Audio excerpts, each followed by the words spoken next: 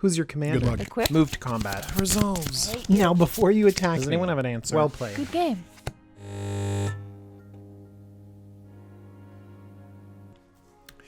Hello, Magic players. My name is DJ. You're watching the Jumbo Commander YouTube channel, and there's more Commander Legends to talk about. Let's talk about all the black cards, and let's start with Armix Filigree Thrasher. 2 and a black for a 3/2 legendary artifact creature golem. Love that there are more golems. Of course, this is a legend, so it's got partner in this set. Whenever it attacks, you may discard a card. When you do, target creature defending player controls gets -X/-X until end of turn, where X is the number of artifacts you control plus the ones in your graveyard. So this is just going to be a role player. It's actually kind of like a spell shaper where you can turn any random card into a tragic slip or a morbid tragic slip. But ultimately, we're not really starving for targeted removal based on attacks and attacking with something that's easy to block, a 3/2. This could go in decks that really want to get artifacts into the graveyard, maybe, a Kiri Lineslinger or Silas Wren or something like that. But gonna be a role player, not really, demanding to be a commander. I just want to do a shout out to all of the elves, specifically the ones that are at common in black, because this could expand our idea of what elves is in the format, specifically budget elves, because a lot of these are going to be less than a quarter, and this is not a great elf, but when you add Encore to anything, it just gives it a little level of power.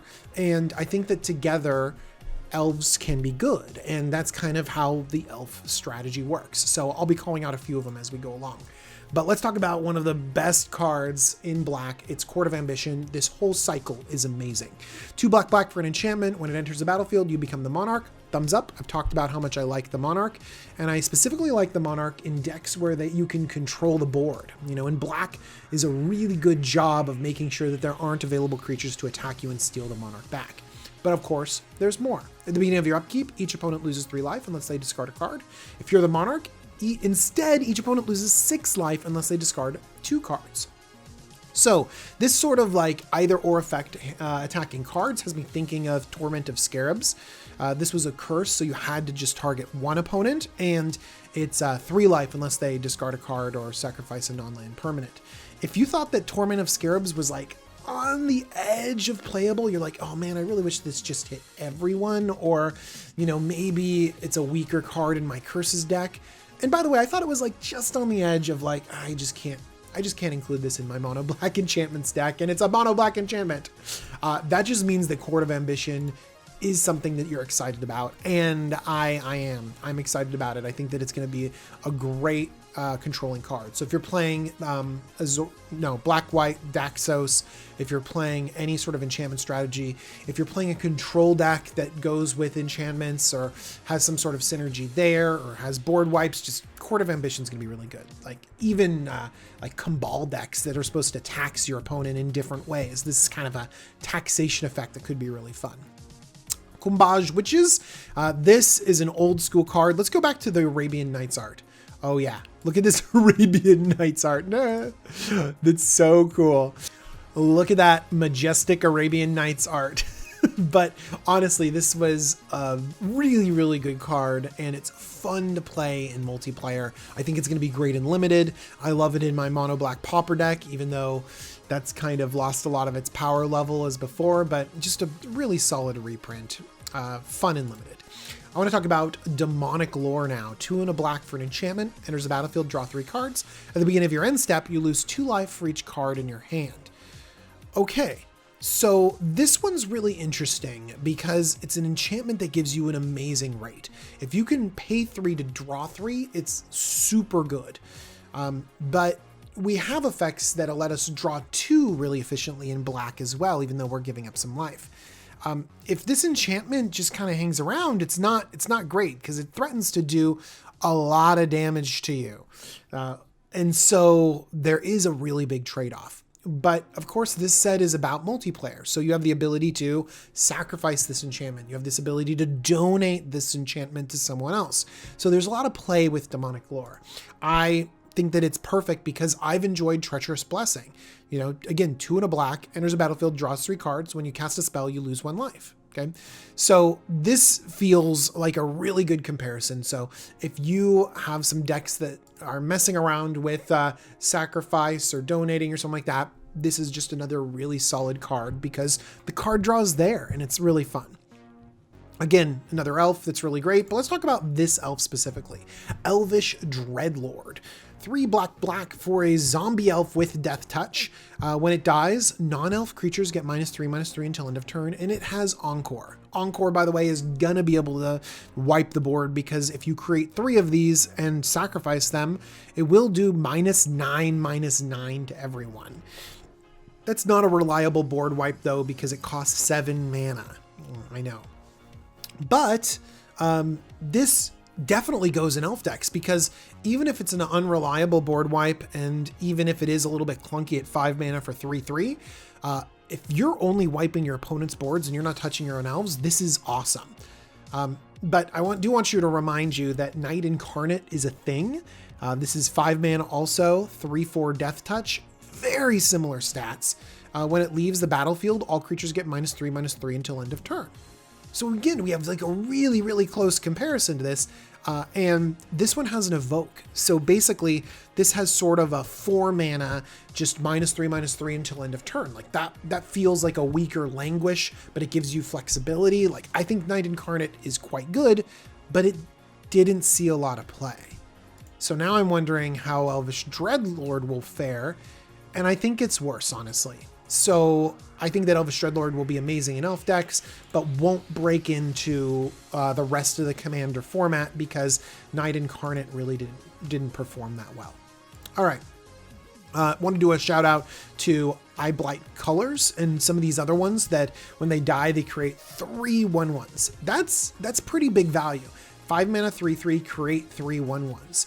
There's a lot of things that create tokens when they die, and very few of them can create that many for that price. I think that Hallowed Spirit Keeper is a good example of that. Hangerback Walker is a good example of that. And those are really, really strong cards. Alenda, the Dusk Rose, is another one.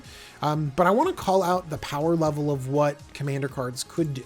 Like, I think that Sifter of Skulls, again, like underplayed, pretty budget card, just does a lot more.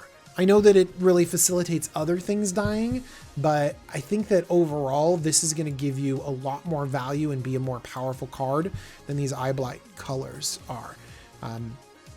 Mostly because of this mana cost. 5 is a lot, but it does end up giving you 4 bodies across them. So really, really cool. But remember, these are used in aristocrat strategies, and aristocrat strategies are tricky to balance because you need creatures to like sacrifice and these engine pieces. You need the sacrifice and you need the payoff all together. It's like a lot to put together. Falthus, the Shadowcat Familiar. It's just a 3 mana 2/2, gives your commanders Menace and Death Touch. 3 mana 2/2 Menace, Death Touch. Fine card, but that can't go into your 99. I mean, I guess it could go into your 99 and then it gives your commanders Menace and Death Touch. I don't know. I'm just not really thrilled about this cat. Maybe if there's another partner that, needs to get damage through, maybe that would be it. Maybe it combines with the 0 mana Kobold to make it a little bit harder to block. I don't even know what the stat lines are in the 0 mana Kobold. Okay. I'm really excited about Feast of Succession, especially because it's an uncommon. This is a crazy uncommon board wipe. All creatures get -4/-4, that's Languish, and you become the Monarch. These play so well together because if you do this like board wipe, people are not likely to be able to take the Monarch back from you. So this is just very solid, but unfortunately in Commander, -4/-4 doesn't hit everything. Like Languish is not the board wipe that we're looking for. So Feast of Succession is going to come up a little bit short, but I really like how they're exploring these board wipes in other colors. Okay, Casket, the Flesh Sculptor. 2 and a black for a legendary human artificer. Basically, you sacrifice 3 other artifacts or creatures, and then you get to look at the top 3 and put 2 in your hand and 1 in your graveyard. Okay, so this is not like the craziest of things. Like if you're looking for a 3 mana creature that sacrifices something to just draw a card, like you have Ayara. you know? You have a lot of other creatures to do it. And if you're looking to sacrifice 3 things, Krav the Unredeemed, you know, you pay a black, sacrifice 3 things, you gain 3 life, put 3 +1/+1 counters, and draws 3 cards. Like, that's great, you know? And it's not like Krav's, you know, a bajillion dollars, $3, you know?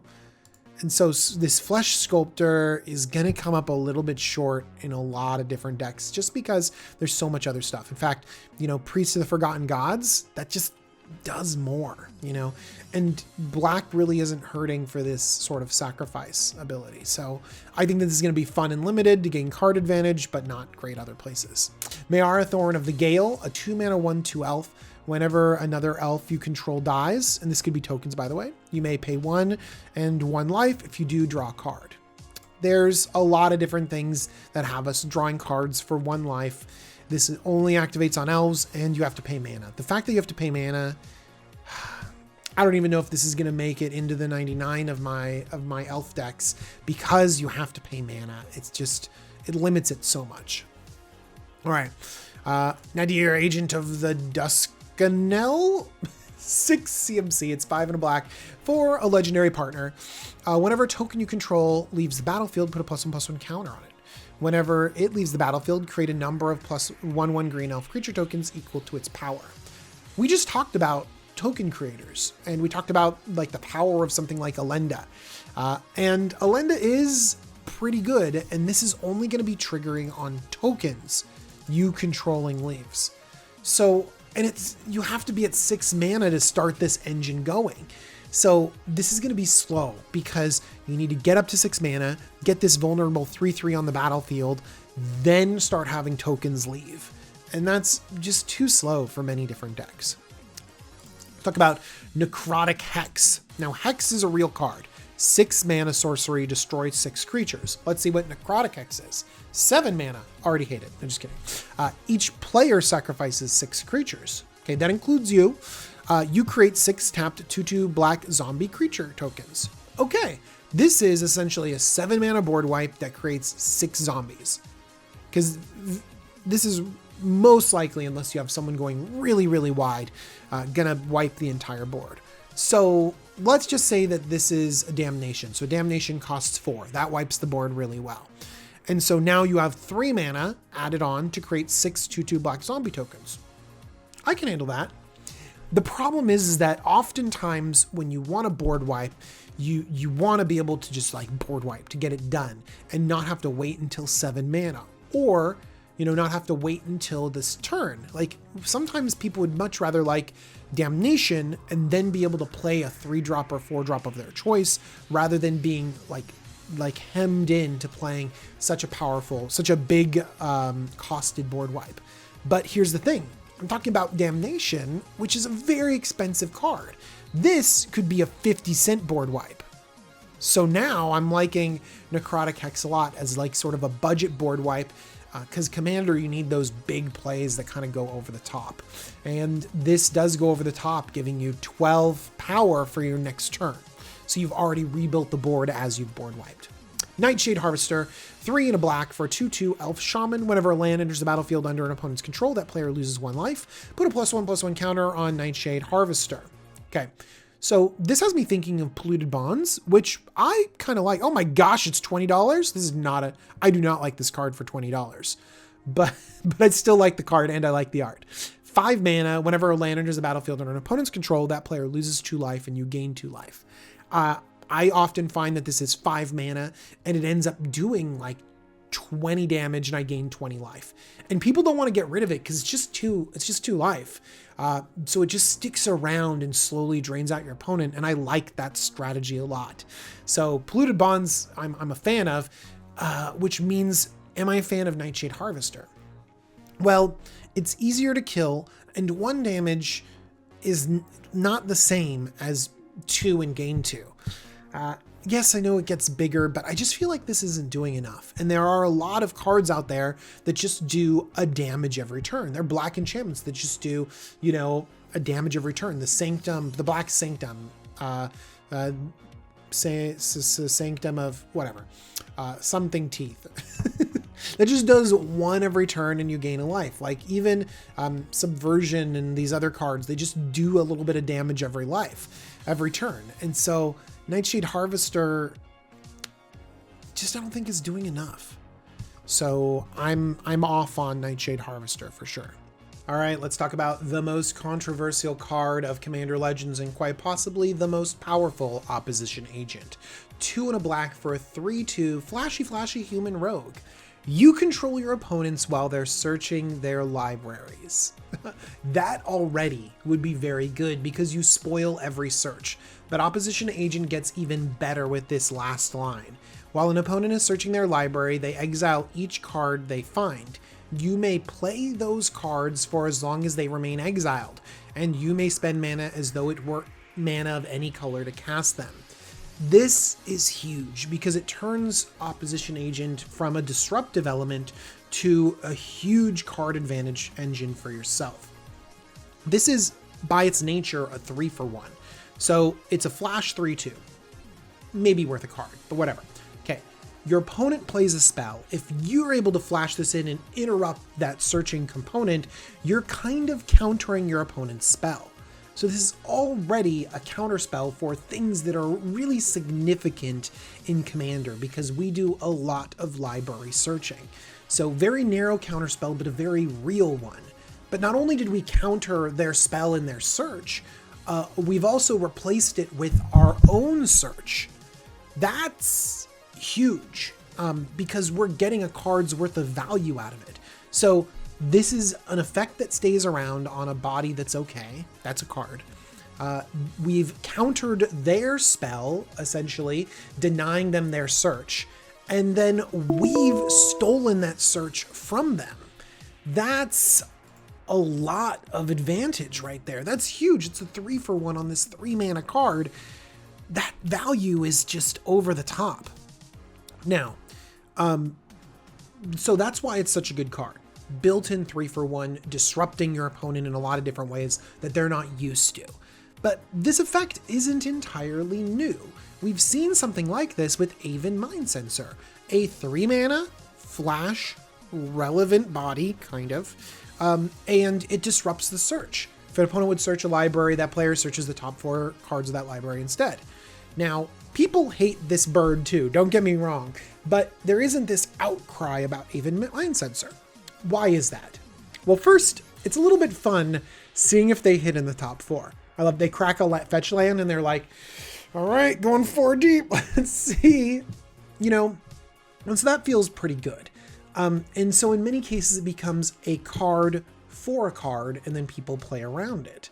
And so maybe opposition agent giving you even more advantage just puts people over the top.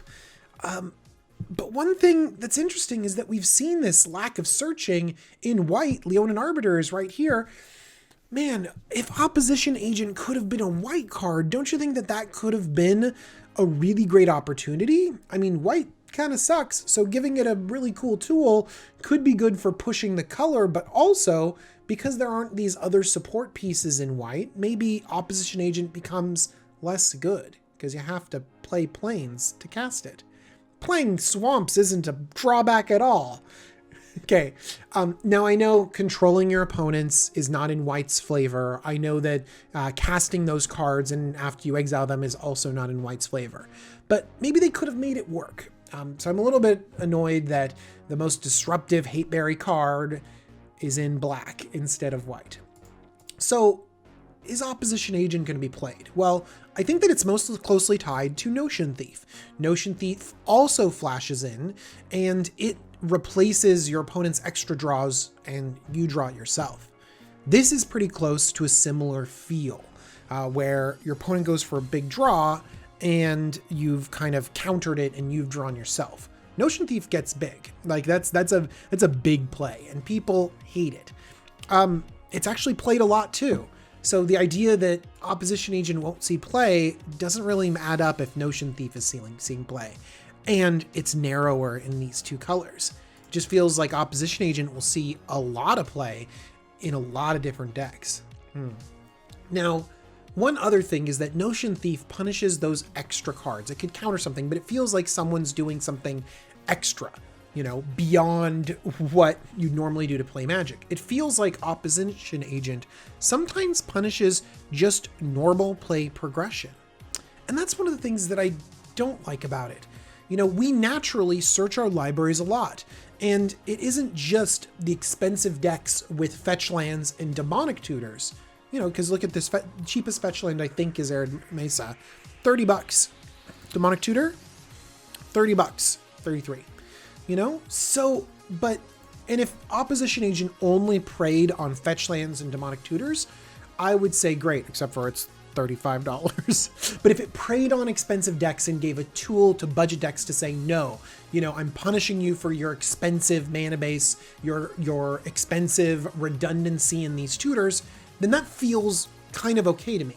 But that's not the case in Commander. Like, we have so many search effects, 642 cards that just say search on it. And yes, they're the expensive ones, but people also use stuff like Borderland Ranger, and Bring to Light and Burnished Heart, Cartographer's Hawk. Like, these are things that just people include in their random decks. And it feels bad when just the normal play pattern is sort of punished. Now, one thing that it might punish is the rampant mana ramp that we see everywhere. This green just putting lands on the battlefield. Maybe that's what we've designed to prevent, because that is a strategy that's going unchecked. Just the idea that we could just play lands on the battlefield, search, put them on the battlefield, search, put them on the battlefield. And there's no land destruction. There's no way to attack that strategy. So everyone is using it. Maybe Opposition Agent is something that could attack that strategy. But I got to say, it doesn't feel good. Here's the thing. If people didn't like land destruction answering that strategy, or even non-basic land destruction answering that strategy, people are going to hate Opposition Agent answering that strategy. So overall, I think that this is a card that at its core has very important tools. It has very important things in it that could be healthy for the format. But you got to be able to hit the expensive search effects, the ones that, where people cut corners because they have these expensive, powerful cards, and not just go after every search effect in a wholesale way. Or maybe don't give them, maybe it's a little bit more corner case, go after those search effects, but don't give yourself, a 3-for-1 on a card. Because Opposition Agent is becoming, I think, maybe a must include, because there's so much searching in our format. The value is there no matter what.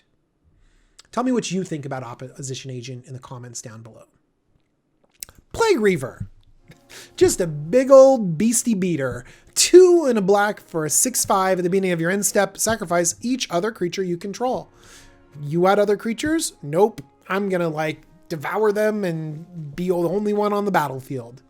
You can also discard 2 cards to sacrifice Plague Reaver, and then you choose target opponent, and Plague Reaver goes to that player's side of the battlefield. I like that, because then at the end of their end step, they're going to have to sacrifice all their other creatures. So you're giving them a 6/5, but you're kind of board wiping them as well.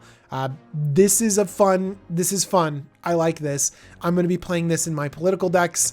I like the idea of giving people a 6/5, but then that's it. Just imagine if you had a Mazavith and you're just like, here you go, have this 6/5. There's your Mazavith. Another thing too is that you can always sort of discard 2 cards. So if someone gives it to you, you could be like, I don't want this. And then you discard 2 cards and sacrifice and give it back. So this can go wrong in creature strategies. People can give it back to you. But I like this a lot. I think it's fun. All right.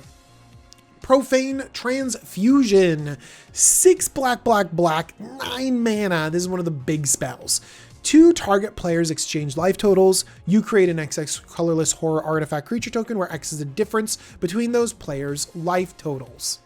Profane Transfusion represents a really fun strategy of life changing. This can be seen in black-white usually, because white does this a little bit too. This is a very expensive effect at 9 mana. I love that you can aim it at 2 different players, but then also you get this big horror, so then you can pressure their life total a little bit more. This is just a fun deck. It's very, very corner case, but like when you compare it to something like Axis of Mortality, it's an enchantment for 6 mana, not 9. At the beginning of your upkeep, you may have 2 target players exchange life totals. Just like you can flip these every single turn. This is just a fun card, by the way. It's political, it's interesting, it's 50 cents for a mythic. I'm gonna buy one right now because I don't own an Axis of Mortality and it's really fun. This life switching archetype is very cool. We've got Magus of the Mirror that's pretty okay. Tree of Perdition does something like that. Soul Conduit does it for 12 mana. I think that the most famous one is Mirror Universe, but holy Mirror Universe, $269, you know, and it's a one-time effect. And it's you exchange life with target opponent. And you can only activate this during your upkeep, but it is only 6 mana. But like, that's a ridiculous card to play. No one wants to pay that much money for that effect. So profane transfusion might start looking pretty good when you look at all these different life changes. Also, Axis of Mortality is looking pretty good too. All right, let's go on to my favorite card. This is a spoiler. This is my favorite card. Rakshasa Debaser. 4 black for a 6/6 cat demon. So a 6 mana 6/6 cat demon, solid. Whenever it attacks, put target creature card from defending player's graveyard onto the battlefield under your control. You just steal that creature. So people make fun of Ink Eyes Servant of Oni, and they're like, this is a silly card because it's got this ninjutsu. It's been in cube for a while, but it's got to hit someone. It's got to deal combat damage to a player. Then you get to put a card from that player's graveyard on the battlefield in your control.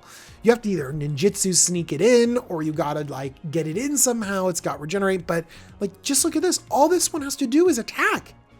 Just attack, and you get it. You could just throw this creature away if you wanted to. Throwing you away just to get something in your graveyard. I know that's a slow reanimation effect, but you can leverage this really, really well. 6/6 is hard to block. And then let's just combine it with the fact that if this is in your graveyard and you encore it, 8 mana is a lot. But then you get a token for each player and you attack each player and then you get 3 of them back. It's almost like a sepulchral primordial, which is 7 mana, get everything back, which by the way, now back down to 38 cents because of the Zendikar Rising Commander. So glad that this is staying super budget. Get this in your mono black decks because this is one of those powerful black cards. And I think that Rakshasa Debaser is going to be one of them, and it is 66 cents. So these are big splashy commander plays. I'm a huge fan of big splashy plays. So get Rakshasa Debaser, play it in your decks. It's fun. Play with Sepulchral Primordial. It is a fun card too. Oh man, these big black splashy cards. Singir the Dark Baron was one of the earliest cards released about the set a long time ago, so people have already had a time to digest it. 6 mana 4/4 flyer. Whenever another creature dies, put 2+1/+1 counters on Singir the Dark Baron. That could be big. This could easily one-shot people. Whenever another player loses the game, you gain life equal to that player's life total as the turn began. That's just a fun little thing at the end where like you could smash into someone and then you're like, oh, now I'm untouchable. This actually has me feeling a little bit about like Haunt of Hightower. It's another 6 mana big thing that can sort of gain you a ton of life, but this one has to grow by people discarding or basically putting cards in the graveyard from anywhere. So it will get a +1/+1 counter from a creature dying. That's good. But Haunt of Hightower just seems to be a tiny bit better because it's easier to grow it. It's easier to gain the life. And by the way, this was not like this crazy card that people are like, oh, this is amazing. I need to build around. I need to put it in every deck. It was cool and it was fine, but it was clunky at 6. This is going to be cool. This is going to be fine. It's going to be clunky at 6. All right. Let's talk about Zot's Will. 4 and a black for an instant. Choose one if you control a commander. Choose both. Each opponent sacrifices a creature they control with the greatest power. Exile all cards from all opponents' graveyards, then create X, 0, and black Thrall creature tokens, where X is the greatest power among creature cards exiled this way. 4 mana for this sacrifice effect is not great. We've seen it at 2 mana. Liliana's, I don't know, sacrifice thing. This is having them sacrifice the creature with the greatest power. So this is sort of targeting something you might want to target. So I like that. It's a little bit more powerful. Maybe that effect is worth 3 or 4 mana. Maybe 3, because we weren't playing it at 2 mana anyways. Like whenever we play like Plague Crafter, Merciless Executioner, or the zombie one that's actually in this set, whenever we're playing those sacrifice ones, this Fleshbag Marauder effect, we want it for 3 mana. And we use the fact that it's a creature, you know? So, and that's still not like a slam dunk. So this coming in at 5 mana, and I don't know. Okay, here's the plus side though. We love the fact that it's graveyard answering. Answers your opponent's graveyards. Just 2 thumbs up. We want this effect, and we want it on flexible stuff. Like I love Rakdos Charm. Rakdos Charm hits an artifact. That's like its primary mode.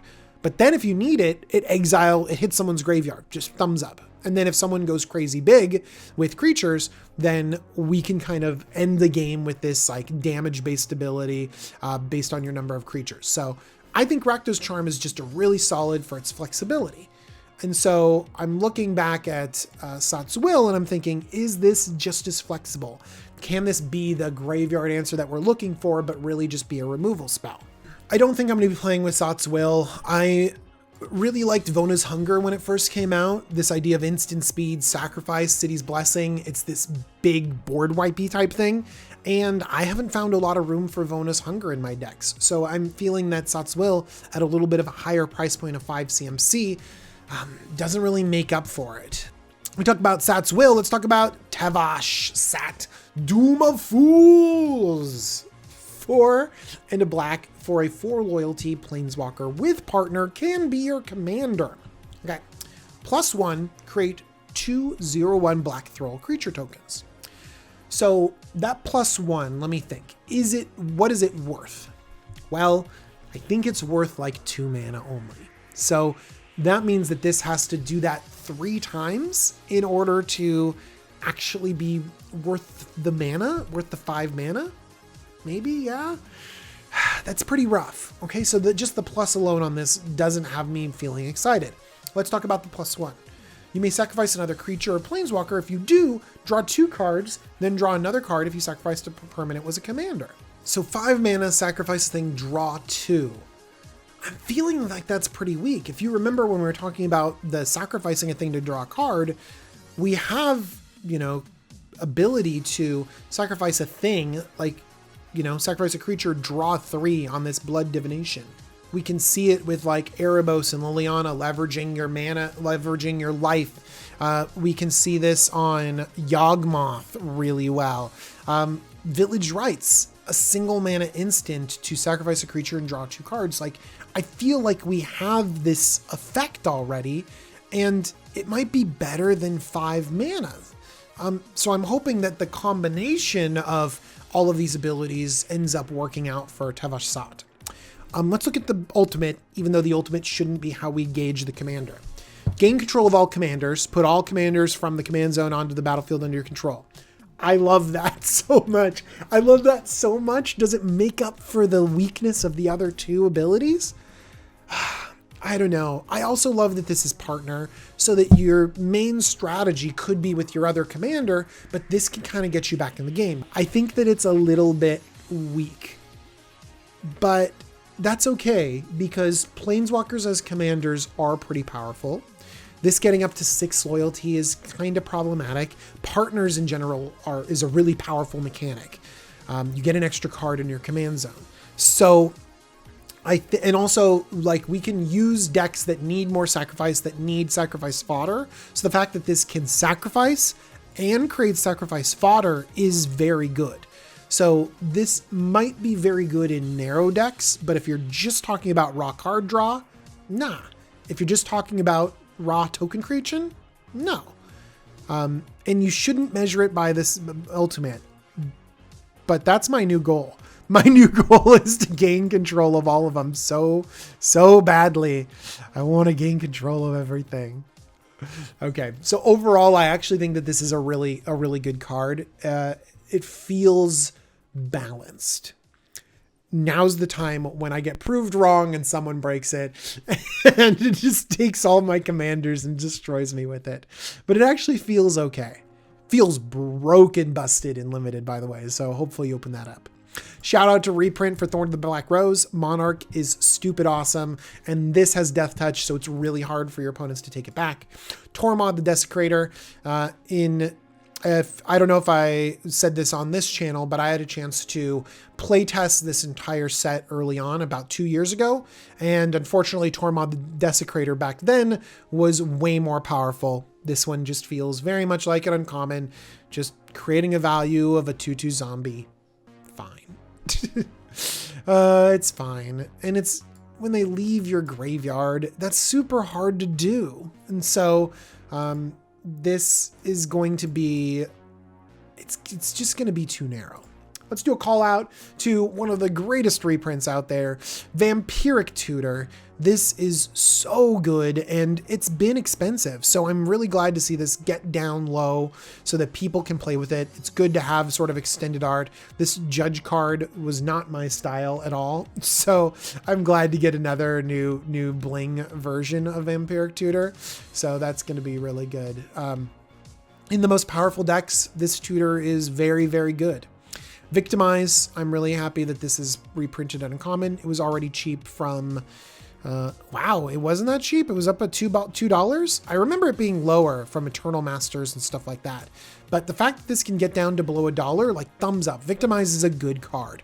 And so getting this into the budget realm is good. Getting Viscera Seer back down again. I remember it's sitting above $1 for a long time. So now that it's below $1 and we have a fancy version for common, yeah, that's pretty good.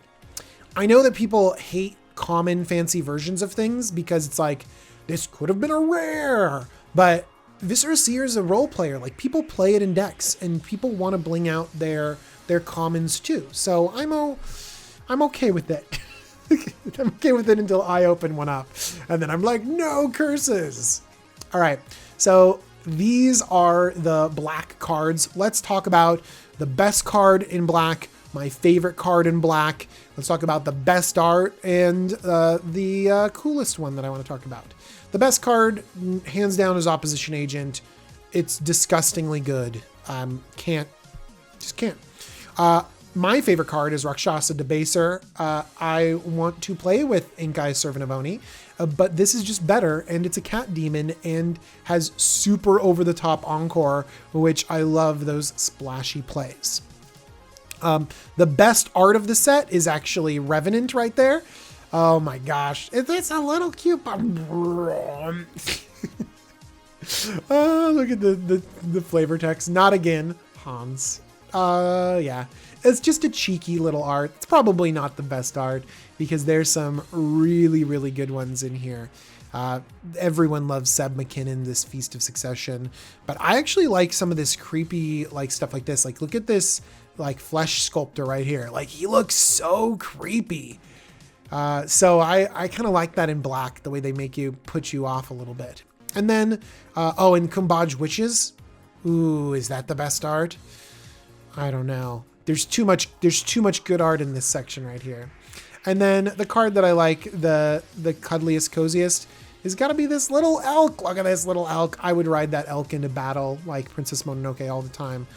Not a fan of creepy demon cat. Nightmare cat, no, all cats are nightmares. So if this is actually labeled a nightmare, it's a little bit redundant. And so the glowing hatred coming from it is over the top.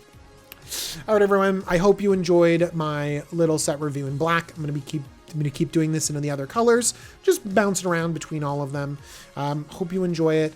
Thank you so much for all of your love. Check out Cool Stuff Inc. They've got great singles. Pick yourself up some of these cheap cards right now. If you're looking for a cheap card out there, talk about Victimize. Under $1. Get it. Put it in your deck. Amazing. All right, everyone. Thank you so much for watching. Thank you to my patrons, and I'll see you next time. Bye-bye.